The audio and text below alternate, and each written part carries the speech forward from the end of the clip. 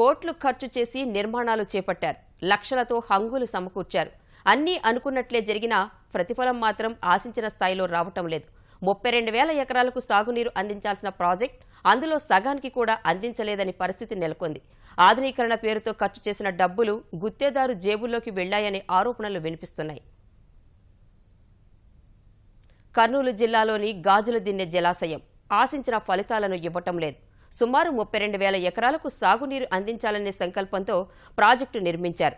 ప్రస్తుతం ఈ ప్రాజెక్టు 10,000 ఎకరాలకు మాత్రమే నీరందిస్తోంది. ప్రాజెక్టుకు కొన్ని మరమ్మతులు చేస్తే ప్రయోజనం ఉంటుందని భావించిన ప్రభుత్వం నిధులు మంజూరు చేసింది. తూతూ మంత్రంగా గుత్తేదారు చేసిన పనులతో ప్రాజెక్టు నాణ్యతలో డొల్లతనం కనిపిస్తోంది. డ్యాము నిర్మాణం పూర్తయి 1977న నీళ్లు పారుదల జరగడం జరిగింది. అప్పట్లో ఈ డ్యామ్ సామర్థ్యం 5.5 టీఎంసీల నుంచి 6 టీఎంసీల వరకు ఉండాల. ఇప్పుడున్న పరిస్థితిలో డ్యాము చాలా చోట్ల డ్యామేజ్ అయింది. ఆ డ్యామేజ్ కూడా కొంత డబ్బు బాగానే ఖర్చు చేసినారు, కానీ అది నాణ్యత లేదు. ఎక్కడైనా ఇప్పుడు గేట్ల దగ్గర గేట్ల దిమ్మలు చాలా నెరలు కొట్టి అది ఎప్పుడు ఏ పరిస్థితుల్లో ఎట్లా పడిపోయేది కూడా తెలియదు. డ్యామ్కి వాస్తవంగా భద్రత లేదు. కొన్ని లక్షల ఖర్చు పెట్టి లైట్లు వేసినారు సార్. ఇక్కడ నుంచి అక్కడ ఒక్కరోజు మండిన దాఖలాలు లేవు. ఇదంతా పర్యాటక కేంద్రంగా కూడా ఉండేది. అక్కడ గెస్ట్ హౌస్ కిందగా నాశనం అయిపోయింది. దీన్ని పట్టించుకునే నాదుడు లేదు.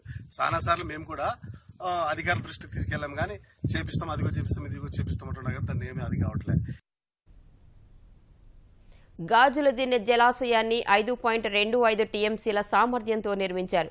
2009లో వచ్చిన భారీ వరదలకు గాజులదిన్నె జలాశయం దెబ్బతింది. అప్పట్లో 44 కోట్ల రూపాయల జపాన్ నిధులతో ఆధునికీకరణ పనులు చేపట్టారు.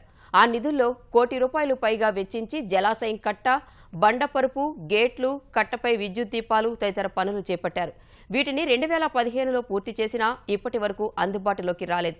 పనులన్నీ నాసిరకంగా చేయటం వల్ల పలుచోట బీటలు వారాయి. జలాశయం గేట్లు దెబ్బతినడం వల్ల నీరు లీక్ అవుతోంది. లక్షల రూపాయలతో ఏర్పాటు చేసిన దీపాలు అలంకరణప్రాయంగా మారాయి.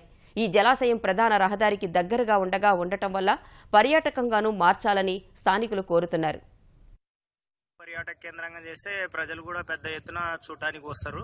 గవర్నమెంట్ కూడా పర్యాటక కేంద్రంగా ఏర్పడితే ఆదాయం వస్తుందని కోరుతున్నాం. ఆడాడ పెచ్చులు ఊడి కుంగింది. కట్టకి ఎక్కడ చూసినా కళ్ళ ముండ్ల పొదలు నెగిడినాయి. ఇంకా కొట్టడం కూడా లేదు. వాటికి లక్షలు వచ్చినా కూడా ఆ పెయింటర్ కూడా కొట్టడం లేదు. వచ్చిన నిధులు ఏమైతున్నావో తెలియడం లేదు. అధికారులు బాగా చర్య తీసుకోవడం లేదు. ఇంతకుముందు ₹1,00,00,000 నిధులు వచ్చినాయి. ఆ నిధులు దుర్వినియోగం చేసినారు. వేసిన బల్బులు కూడా వీధి లైట్ కింద పడిపోయినాయి. అన్ని డబ్బులు ఖర్చు పెట్టి లాస్ట్కి ఒక లైట్ పడడానికి లేదు. మరి డబ్బులు ఏం చేసినారు, దాని పరిస్థితి, దాన్ని డబ్బులు ఎవరు వాడుకున్నారు ఏం తెలియదు. సార్ ₹1,00,00,000 దాకా వచ్చిందంటున్నారు. ఇంతవరకు వచ్చినా కూడా లైట్లు అవుట్ చేసినా కానీ అవి కూడా వెళ్ళడం లేదు. వచ్చేసి అక్కడ డ్యామ్ కూడా కుంగింది. అది కూడా ఇంకా సరిగ్గా మరమ్మతులు చేయలేదు.